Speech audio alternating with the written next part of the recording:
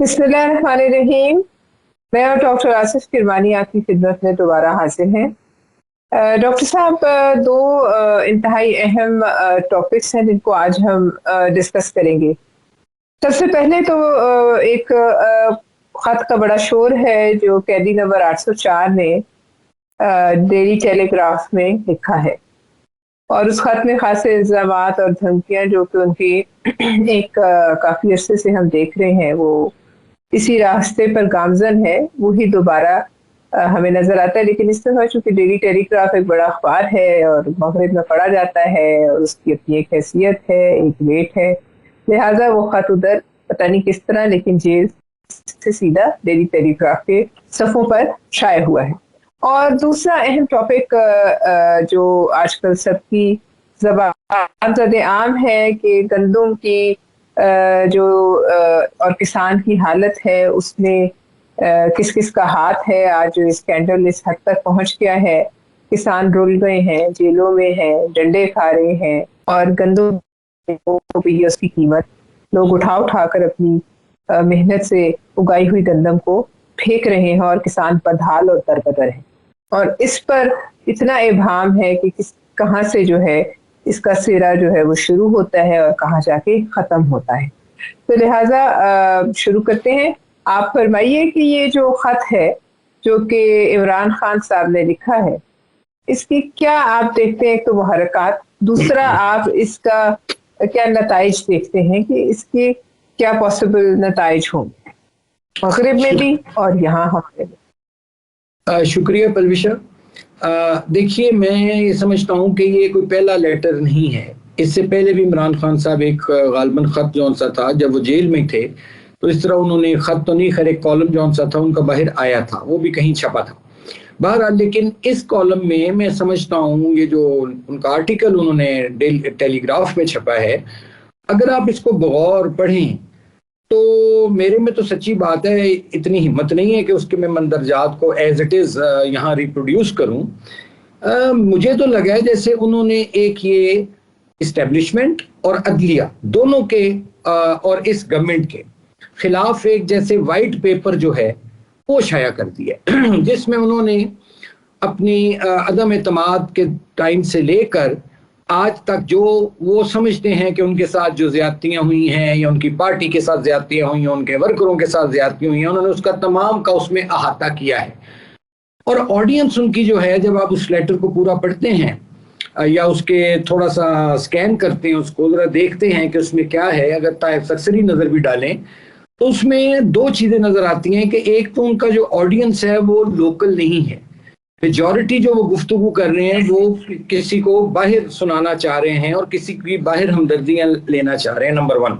हाँ, जहां वो ये कहते हैं कि जी अगर मुझे यानी खान साहब को वो कह रहे हैं कि उन्हें या उनकी अगर अहलिया मोहतरमा को कोई नुकसान पहुंचा तो उसका जिम्मेदार वो ठहरा रहे हैं डायरेक्टली मिलिट्री इस्टेब्लिशमेंट को और आर्मी चीफ जो हैं जनरल आसिम मुनीर साहब उनको। अच्छा, दूसरा इसमें जो सोचने वाली बात है वो ये है कि जाहिर है अब इस पे किसी के तरदीद तो आई नहीं है, तो ये ऑथेंटिक होना या ना होना तो एक अब बहस से बाहर निकल गया, चूंकि किसी ने तरदीद तो नहीं की जी कि हमने नहीं लिखा या कैसे ये बाहर आई चीज वगैरह वगैरह। अब देखना इसमें ये है कि जो भी उन्होंने ये बातें की हैं ये बड़ी खतरनाक बातें हैं मैं समझता हूँ, और हो सकता है उनके लिहाज से कुछ बातें ठीक हों जो वो लिख रहे हैं, लेकिन मैं समझता हूँ कि इससे जो ये आजकल रूमर्स चल रही थी ना कि जी कुछ लोग जो हैं वो बीच में पैचअप करवाना चाह रहे हैं या डील कराना चाह रहे हैं या अंडरस्टैंडिंग कराना चाह रहे हैं, आई डोंट थिंक कि इस लेटर इस आर्टिकल के बाद इसकी कोई गुंजाइश रह जाएगी, क्योंकि इस आर्टिकल में जहाँ कई बातें लिखी हैं वहाँ एक चीज जाहिर होती है कि इमरान खान साहब जो हैं वो आज भी वहीं खड़े हैं जहां से 2 साल पहले खड़े थे।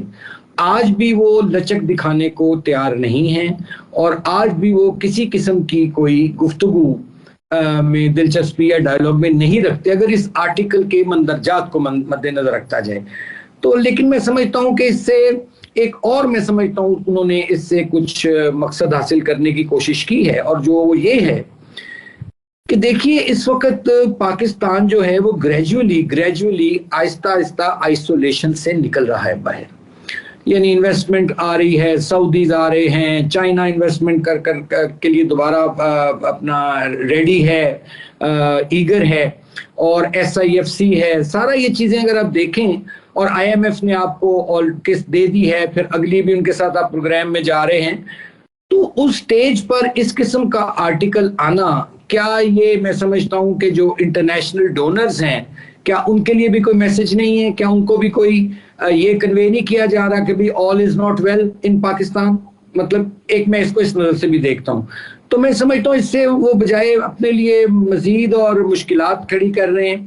اور یہ جو ان کا لفظ ہے کہنا کہ اگر مجھے کچھ ہوا تو فلاں فلاں ذمہ دار ہوگا، یہ جہاں انٹرنیشنل آڈینس کے لیے ہے، وہ لوکل جو ان کا ووٹر سپورٹر ہے اس کی بھی وہ اس میں وہ سمپتھیز جون سی ہیں، اس کو میں سمجھتا ہوں تھوڑا اٹریکٹ کرنا چاہ رہے ہیں. اس پہ تو میں تو یہی سمجھتا ہوں. آپ بتائیے آپ اس کو کیسے دیکھتی ہیں؟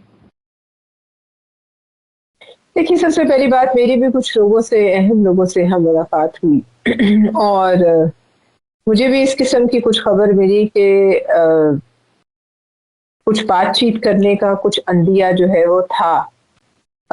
تحریک انصاف بات چیت کے دروازے کھولنے کے لیے کوشاں تھی، لیکن دوسری طرف سے یہ آج سے تقریباً 1.5-2 ماہ پہلے تک کوئی جو ہے انٹرسٹ نہیں تھا اور انہوں نے بات چیت کرنے میں دلچسپی نہیں دکھائی. لیکن اب آپ یہ دیکھیے کہ اس آرٹیکل کو البتہ ٹیلی گراف میں چھپانا جو ہے وہ پاکستان کی ملٹری اسٹیبلشمنٹ کو، پاکستان کے حساس اداروں کو اور اہم ترین جو عہدے ہیں اور جو شخصیات ان پہ بیٹھی ہیں ان کو کس طریقے سے یہ ایک طرح سے کٹہرے میں لا کے کھڑا کر رہی ہیں.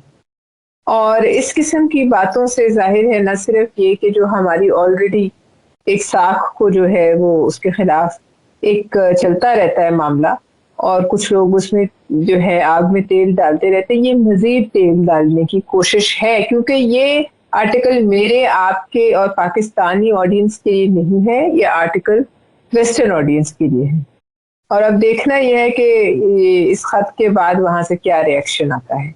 ظاہر IMF کے معاملات ہیں اور بھی معاملات ہیں، ان پر آپ صحیح کہہ رہے ہیں، سر انداز ہونے کی کوشش ہے. اور پہلی دفعہ تو ہوا نہیں، انہوں نے تو یہاں بھی پچھلے دنوں ڈائریکٹلی بھی دھمکی دی تھی، جس کے بعد ان کی بات چیت جو ہے وہ جج صاحب نے روک دی. لہٰذا یہ تو اب نظر ایسے آتا ہے کہ، لیکن پاکستان میں کچھ کہا تو جا نہیں سکتا، چیزیں نظر کچھ اور آ رہی ہوتی ہیں اور ایک دم سے کچھ اور ہو جاتا ہے. لیکن نظر یہ آتا ہے کہ اب جو ہے بات چیت کے فی الحال جو ہمیں ظاہری طور پہ نظر آتا ہے کہ شاید ابھی اتنی جلدی کوئی دروازہ نہ کھل سکے اس آرٹیکل کے بعد، اس خط کے بعد.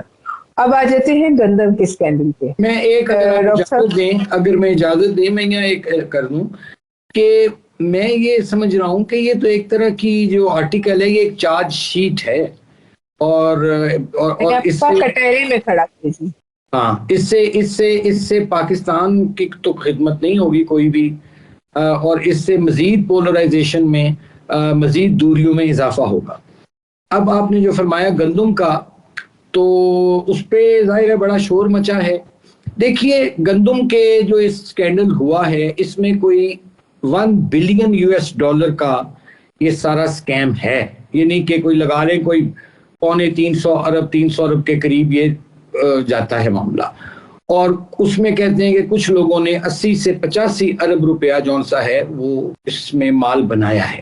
اچھا، اب اس میں 2 چیزیں پائی جاتی ہیں. کچھ لوگ ٹوٹلی اس کو ڈال رہے ہیں نگران حکومت کے دور پہ ان کے کھاتے میں، کچھ لوگ اس کو ڈال رہے ہیں PDM کی حکومت کے کھاتے میں.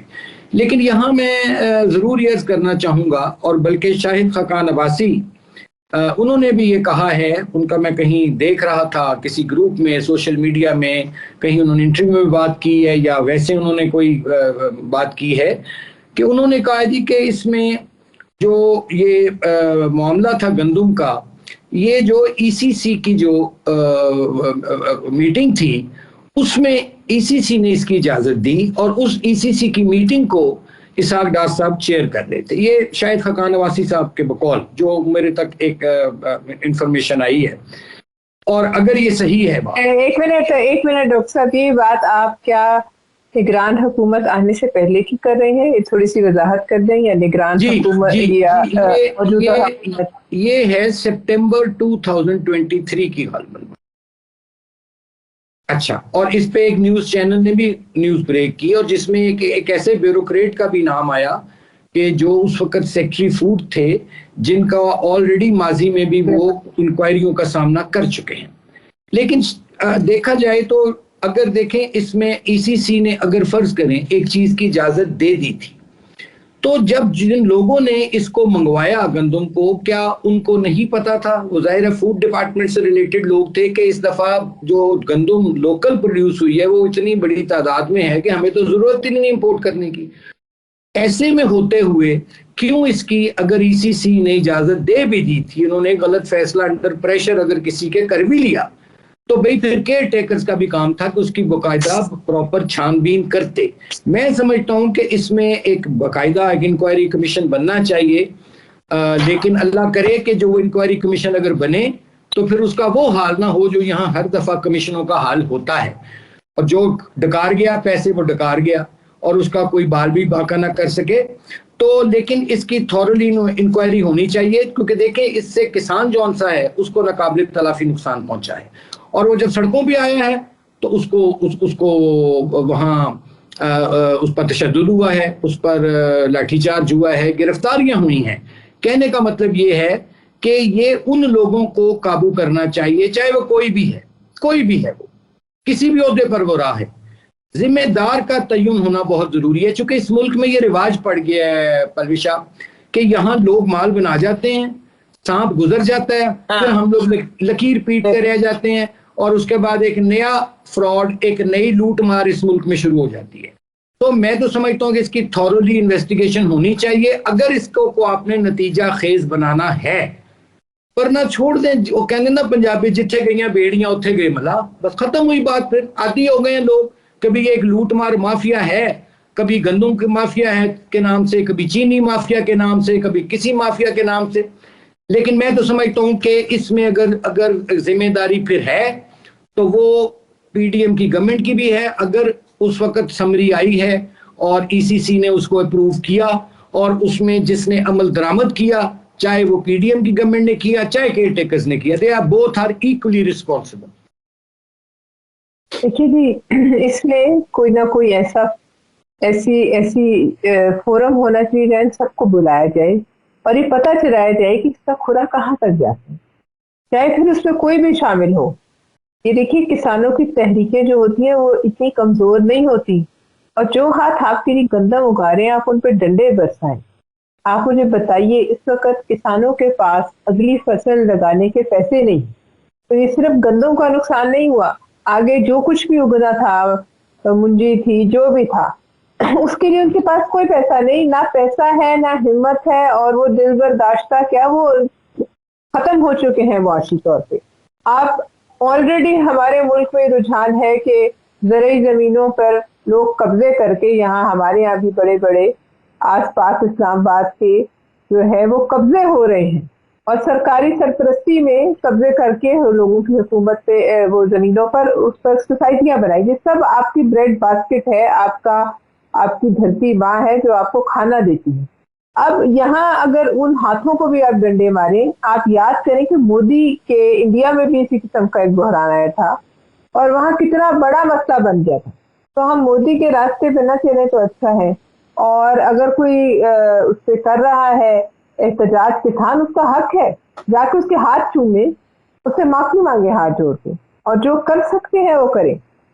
लेकिन जाहिर है जिम्मेदारान का पता लगाना बहुत जरूरी है। क्यों? इसलिए कि ये हम 25, 26, 27 पता नहीं कितने करोड़ हो गए हैं। आप मुझे यहाँ बताएं, अगर हम फूड इनसिक्योर हो जाते हैं तो हमारे यहाँ तो कहत पड़ जाए जो हमारी मुआशी हालात। लिहाजा ये जो जिसने भी किया है, ये पाकिस्तान के खिलाफ बड़ी साजिश है। पाकिस्तान जैसा मुल्क अगर फूड इनसिक्योर हो जाए, आप समझ सकते हैं किस किस्म के हम हालात का सामना होगा, किस किस्म की राइटिंग हो सकती है। मैं उस तरफ नहीं जाना चाहती, लेकिन हम वज़ीर आज़म से ये तवक्को करते हैं, गुजारिश करते हैं कि वो इस पर एक ऐसी इंक्वायरी करें कि जिससे सबको एतबार हो, और जो जिम्मेदारान हो उनको गिरबान से पकड़ के कौम के हवाले करें। آج میں اس پر کنکلوڈ کرتا ہوں کہ پاکستان مسلم لیگ نون کے جو قائد ہیں نواز شریف صاحب، یہ اخبار میں جنگ میں خبر شائع ہوئی ہے کہ انہوں نے شہباز شریف صاحب کو لاہور طلب کر لیا ہے اسی گندم سکینڈل کے حوالے سے، اور دعا کرتے ہیں کہ جنہوں نے بھی یہ لوٹ مار کی ہے اور یہ ان کے واقعی ان کا پیٹ پھاڑ کر، اور جو انہوں نے عوام کا قومی خزانے کو ٹیکا یہ لگایا ہے، لوٹا ہے مال عوام کا، پبلک کا ٹیکس منی غریب عوام کا، وہ ان سے برآمد کروایا جائے اور لوگوں کو ریلیف دیا جائے۔ تو اس کے ساتھ ہی ناظرین، آپ کا بہت بہت شکریہ۔ اگلے پروگرام تک خدا حافظ۔